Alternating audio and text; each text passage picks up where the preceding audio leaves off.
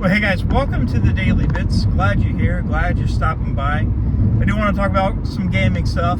It's probably not everybody's favorite thing, but I always let people know that. This year's been a really good year for gaming, especially with some of the big games that's come out. I haven't got to touch a lot of them. I play a lot anymore. I do play a lot, but mainly it's like Fortnite with some friends. But I've been trying to catch up on my backlog, which is stupidly big. Dumb. You're probably thinking, why do you keep on buying games? I'm a collector. I'm trying to get out of the Pokemon thing. I'm going to finish up my last binder, and I'm done collecting cards, buying new cards anyways, unless I stumble on some kind of crazy deal. But anyways, I'm trying to get back into gaming a whole lot more, and I'm trying to finish up my backlog. But one of the games I just finished was probably my favorite game so far of the year. Now, like I said, there's been some great ones. Resident Evil 4 remake, Dead Space remake, what else? Dead Island 2 was pretty good. I haven't got to play Zelda, but, you know, there's a few of them that was pretty good. And I just actually got done playing through Alan Wake Remastered, which I'm ready for Alan Wake 2 to come this month. But anyways, I've been playing Armored Core 6, which is from the guys who made Dark Souls, Elden Ring, Sekiro, those guys. And I've never played any of the previous entries, and I know there's a few of them. I don't think there's just 5. I think there's some side stories or small side projects that was made. I'm not sure. I'm pretty sure there was, but I think there's 6 mainline games and some side games. If I'm wrong, let me know. Like I said, I don't know much about the series. But I went in, and the good thing is, like, you don't have to know anything about the series to really play or enjoy the game. The story, it's there. It's there. It's there. And it's all right, too. It's not too bad. And here's the thing. If you're going to play the game and you want to experience the story, I know your first instinct is skipping all the cutscenes, which there's not a lot of cutscenes, but there's a lot of dialogue. And there's a lot of field notes and stuff like that. It kind of fleshes out the story. And it kind of goes with From Software's pedigree when it comes to telling a story in-game. They don't just throw it in your face like some games. And the best way I can describe this is Metal Gear Solid 5, The Phantom Pain. Hideo Kojima games are usually filled with cutscenes, filled with dialogue. And whenever Metal Gear Solid 5 came out, there wasn't as many cutscenes. There was a few of them, not as many, but a lot of it was dialogue. And this is kind of how this was. There was a lot of dialogue, like in between missions. You'll get notifications when you finish a mission or a job or in a chapter. And the story it tries to present is really not that bad. It's actually pretty good if you give it a chance. So if you're in it for the story, I think you'll be pleasantly surprised of how decent it is. It's not completely stupid, and it does have some points in it. You're like, oh wow, that's crazy. What the fuck happened there? And that was like me most of the game. Even though I've played tons of crazy games with crazy stories, I was like, wow, this is kind of wild. But you're not really here for the story. Most people are here for the combat, which is fantastic. It's probably one of the best playable games, one of the best games I've ever had to actually learn since Elden Ring. And I already knew what Elden Ring was whenever I got into it. It was an open world Dark Souls and Bloodborne, but a little bit more to it. And this is kind of how that is. You actually, there's a learning curve. It's not, you can't just hop in the game and expect it to be, just rush right through it, because there's a lot to it. And the game doesn't really open up until like midway through the game, when you start opening up more parts for your AC, which the game is highly customizable. You'll keep on opening parts. If you go through, there's an arena mode where you can fight against other ACs. I believe there's a multiplayer mode, which I didn't play. I was just in it for the single player campaign. But anyways, you keep on unlocking new things for your armored cores, and it can change the way the game plays at any moment during the game. So, a good example is, and I'm not going to try to spoil it, but there is a boss called Ibis in Baltier. I think it's Baltier. There are two of the craziest boss fights in the game. Now, there's a lot of insane boss fights in this game. And you're gonna die. You're gonna die a lot. I promise you're gonna die a lot. But this one, I think I was stuck on this boss for 3 hours. Now, it's an easy boss. It should only take about 5 minutes to kill it. But it took me 3 hours, not 5 hours, 3 hours. And it took me, I think, 2 hours to destroy Baltius. Now, the reason why is because I continuously died. And I got tired of seeing the screen. But this gratification I got when I finally made the build to actually take down Ibis and Baltier, and it was pretty nice. It was pretty good. It was really gratifying in the gaming session. Like, I got up and I know this is going to be nerdy and cheesy. Whenever I killed Ibis, like, I jumped out of my seat and I was like cheering. I was like, oh my God, it felt good.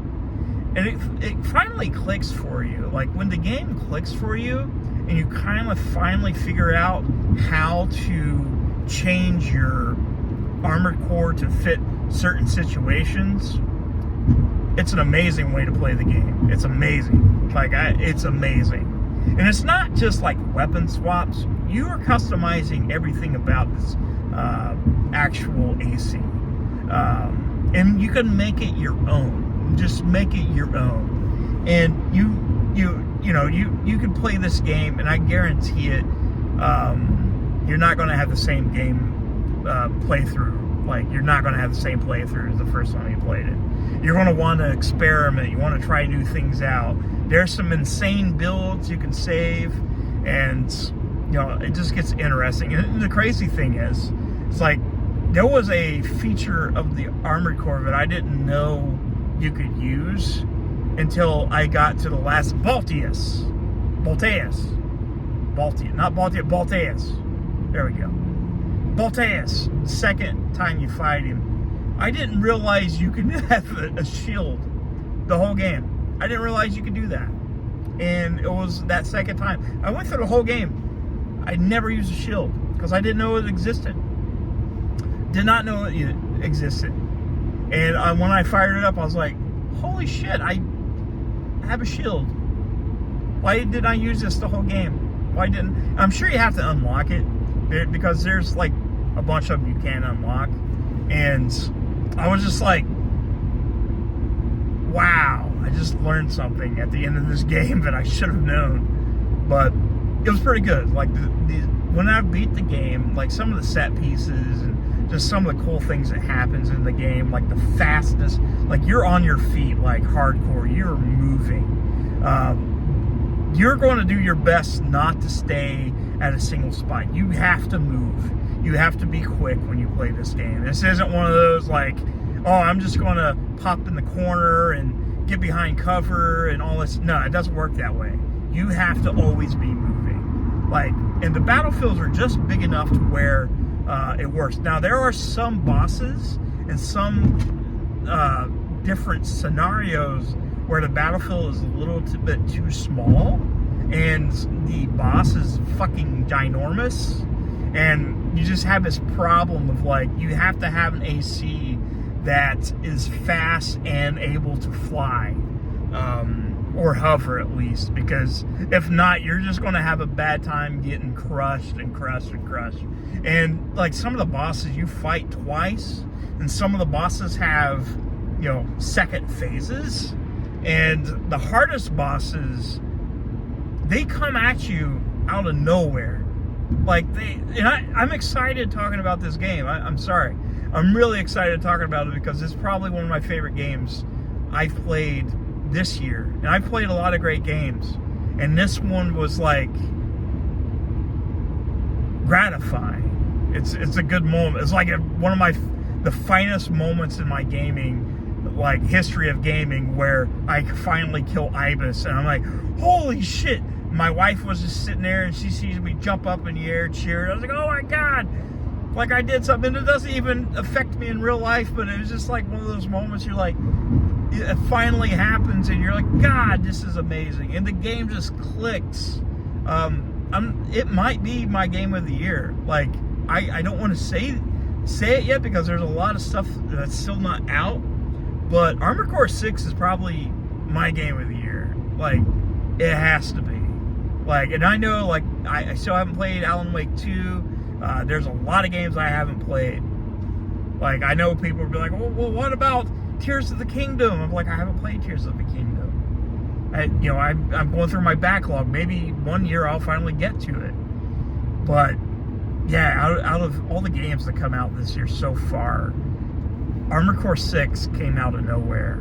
Like, I wasn't expecting anything from it because I never played any of the games in the series. And I'm not like the biggest mech fan, but Armored Core 6 made me a fan of mechs. I mean, it's really cool to have mechs in games. Like, I do enjoy giant robots fighting each other, but yeah, I mean, it's such a good game. If you're on the fence and you're like, man, I want to play a good game, and you want a challenge, play Armored Core 6. I'm telling you, it's great.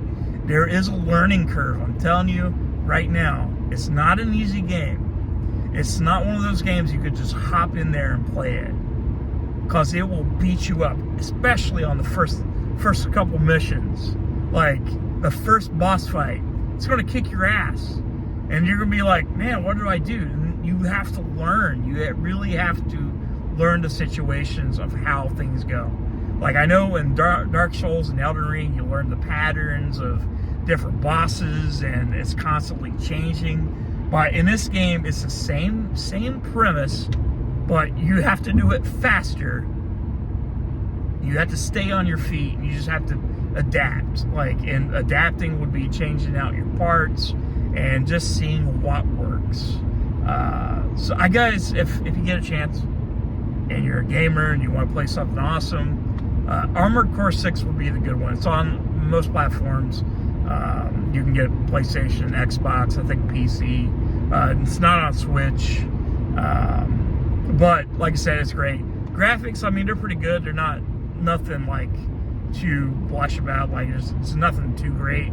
But gameplay, fluidity, frame rate, bugs, like, there's hardly any bugs in this game. And, these companies like to release games that are completely buggy and everything, but this one didn't have many bugs. It took me a while to play through it completely. I think the first playthrough took me about 22 hours for that. And, I, like, whenever I play my games, I play it, like, once a day or something like that every once in a while. Or there'll be some sessions, like, on the weekends or something, that I would just play it for hours and not get bored with it. But if you're in it for, like, the story portion, it's there. It's a story. You're in there for one thing, and that's giant robots beating the shit out of each other. That's what you get. Very gratifying. But anyways, guys, thank you so much for watching. I'll see you soon.